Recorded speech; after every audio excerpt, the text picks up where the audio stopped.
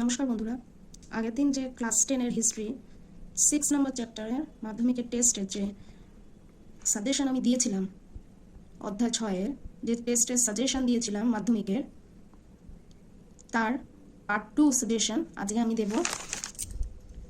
শ্রমিক আন্দোলন সম্পর্কে সাজেশন দেব।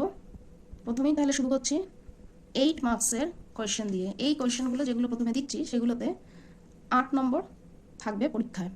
তাহলে চলো শুরু করি। ফার্স্টেরটা আছে 20 শতকের ভারতে শ্রমিক আন্দোলনের অগ্রগতির বিবরণ দাও। আবার বলছি 20 শতকে ভারতে শ্রমিক আন্দোলনের অগ্রগতির বিবরণ দাও, অথবা 20 শতকে ভারতে শ্রমিক আন্দোলন সম্পর্কে আলোচনা করো। 20 শতকে ভারতে শ্রমিক আন্দোলন সম্পর্কে আলোচনা করো। নেক্সট নাম্বার 2, আইন অমান্য আন্দোলনে শ্রমিকদের ভূমিকা কী ছিল।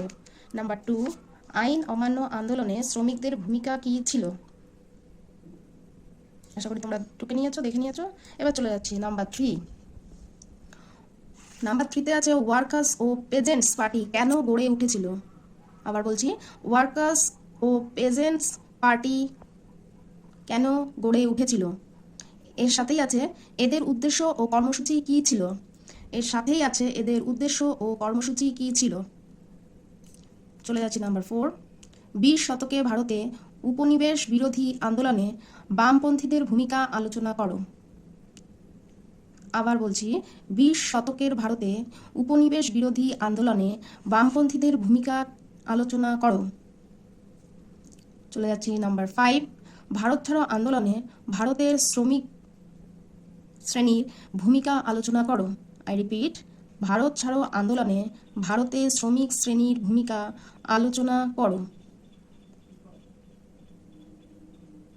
এই কটা কোয়েশ্চেন, এই 5টা কোয়েশ্চেন হচ্ছে 8 মার্কসে আসবে কিংবা আসতে পারে আমার সাজেশন অনুযায়ী। এবার চলে যাচ্ছি 4 মার্কস।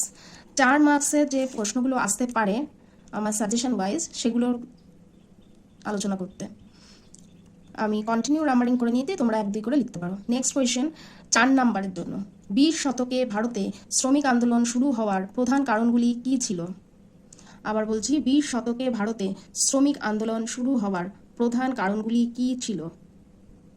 এর সাথেই আছে এই পর্বে কোন কোন সময় শ্রমিক আন্দোলন যথেষ্ট সক্রিয় হয়ে ওঠে। এর সাথেই আছে এই পর্বে কোন কোন সময় শ্রমিক আন্দোলন যথেষ্ট সক্রিয় হয়ে ওঠে। তারপরে চলে যাচ্ছি নেক্সট কোয়েশ্চেনে, নিখিল ভারত ট্রেড ইউনিয়ন কংগ্রেস। আবার বলছি নিখিল ভারত ট্রেড ইউনিয়ন কংগ্রেস এর গঠন সম্পর্কে কি জানো। Next question for 4 marks is Nikhil Bharat trade Congress সম্পর্কে গঠন সম্পর্কে কি জানো। নেক্সট, কমিউনিস্ট ভাবধারা ও শ্রমিক আন্দোলনের প্রসারের পরিপ্রেক্ষিতে সরকারের কয়েকটি উদ্যোগ উল্লেখ করো। নেক্সট কোয়েশ্চেন, কমিউনিস্ট ভাবধারা ও শ্রমিক আন্দোলনের প্রসারের পরিপ্রেক্ষিতে সরকারের কয়েকটি উদ্যোগ উল্লেখ করো। চলছে 4 মার্কসের জন্য suggestive question for test suggestion মাধ্যমিক স্টুডেন্টদের 2024-25 নাম্বার 6 নম্বর অধ্যায়ের পার্ট 2 কোয়েশ্চেন। চলে আসি নেক্সট কোয়েশ্চেনে, অহিংস অসহযোগ আন্দোলন পর্বে। আই রিপিট, অহিংস অসহযোগ আন্দোলন পর্বে বাংলায় শ্রমিক আন্দোলনের অগ্রগতি সম্পর্কে আলোচনা করো। আবার বলছি অহিংস অসহযোগ আন্দোলন পর্বে বাংলায় শ্রমিক আন্দোলনের অগ্রগতি সম্পর্কে আলোচনা করো। And last question for marks 4 is Meerut ষড়যন্ত্র মামলা। মিরাট ষড়যন্ত্র মামলা।